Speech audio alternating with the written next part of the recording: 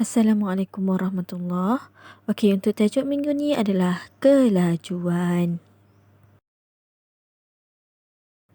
Apakah itu kelajuan? Kelajuan melibatkan jarak dan masa. Maksud kelajuan ialah ukuran cepat atau lambat sesuatu objek bergerak dari satu tempat ke tempat yang lain. Objek yang laju bergerak lebih cepat manakala objek yang perlahan bergerak lebih lambat. Seterusnya, unit kelajuan. 100 ml sama dengan 1 cm, 100 cm sama dengan 1 meter, 1000 meter sama dengan 1 kilometer, 60 saat sama dengan 1 minit, 60 minit sama dengan 1 jam, 60 jam sama dengan 1 hari. Sentimeter per saat, meter per saat, kilometer per jam.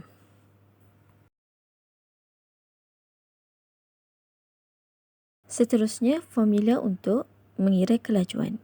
Kelajuan sama dengan jarak per masa ataupun jarak bahagi masa. Contoh soalan. Sebuah kereta mengambil masa 2 jam untuk sampai ke destinasi sejauh 240 km. Berapakah kelajuan kereta tersebut? Jawapannya, 240 km bahagi 2 jam sama dengan 120 km per jam. Okey, contoh seterusnya. Kelajuan kura-kura adalah sangat perlahan. Kura-kura hanya bergerak sejauh 7.8 cm dalam masa 1 saat. Unit untuk mengukur pergerakan kura-kura ialah sentimeter per saat. Contoh seterusnya, pelari pecut bergerak sangat pantas. Seorang pelari pecut berlari sejauh 100 meter dalam masa 8.9 saat. Unit kelajuan yang digunakan untuk mengukur kelajuan pelari pecut ialah meter per saat. Okey, seterusnya hubungan antara kelajuan dengan jarak. Okey, terdapat dua bahagian. Yang pertama, objek yang bergerak lebih laju akan bergerak lebih jauh tempoh masa yang tertentu. Okey, kedua, objek yang bergerak lebih laju mengambil masa yang lebih singkat untuk bergerak pada jarak yang tertentu. Okey, jom kita tengok contoh nombor 1. Okey, Hafiz mengambil masa 18 saat untuk berlari sejauh 100 meter. Manakala Hadif mengambil masa 14 saat untuk berlari sejauh 100 meter. Okey, berdasarkan pernyataan di atas itu, Hadif lebih laju daripada Hafiz. Ini adalah kerana Hadif mengambil masa yang lebih singkat untuk berlari sejauh 100 meter. Okey, kita tengok contoh untuk kedua.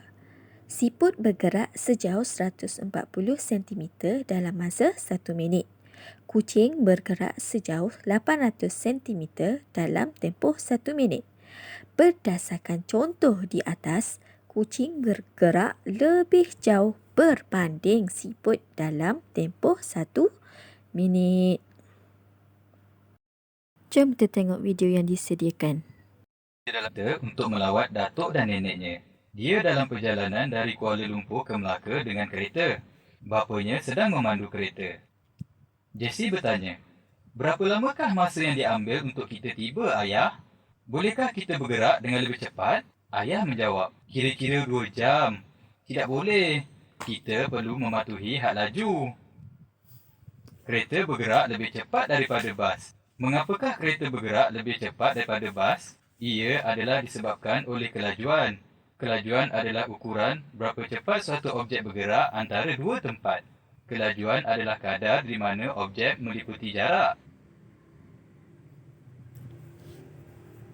Setiap objek yang bergerak mempunyai kelajuan. Objek pegun tidak mempunyai kelajuan. Kelajuan juga ditakrifkan sebagai jarak yang dilalui atau perjalanan per unit masa. Suatu objek bergerak lebih cepat apabila ia mengambil masa yang lebih singkat bagi perjalanan jarak yang ditetapkan.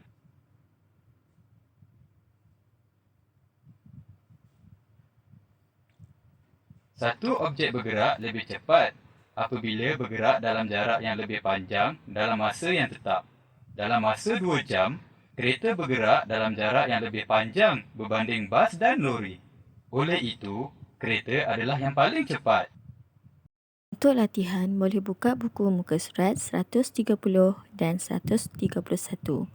Assalamualaikum.